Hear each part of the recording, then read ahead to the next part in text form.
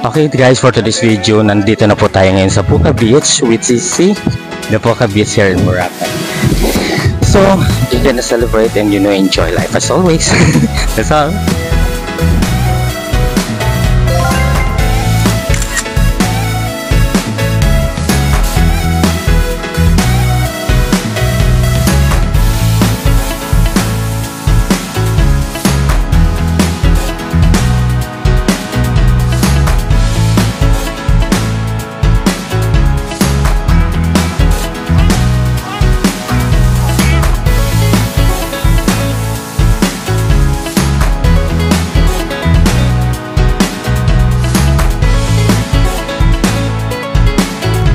So guys, nandito po tayo sa Puka Beach at enjoy natin Puka Beach for today's video. So see you, bye bye. Okay. So today guys is March 11. Actually nandito po tayo ngayon sa Puka Beach kung saan mag-enjoy tayo for today's video, March 11, 2025. So see you.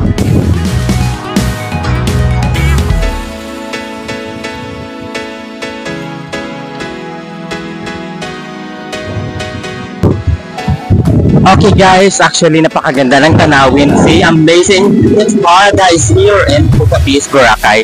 Napaka-amazing. Oh my God, see? It's very good, good for relaxing. If you are stressed and work stress and everything, so you must enjoy life as always. So that's all. Okay, for today's video guys, I'm here with my friend. Actually, I'm just asking only questions about Boracay. By the way, what's your name? Oh, sir. Okay, Mr. Rossi, from where you are? Puerto Rico. Puerto Rico, so that's why.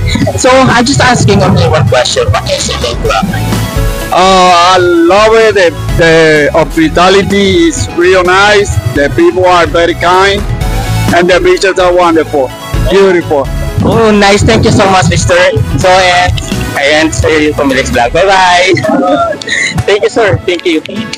A few moments later.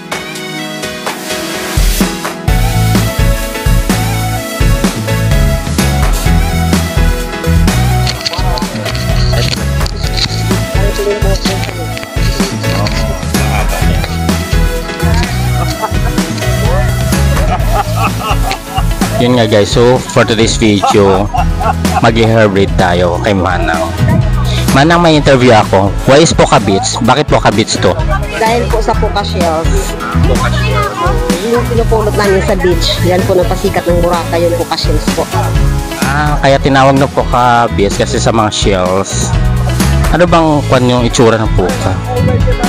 Parang ano siya?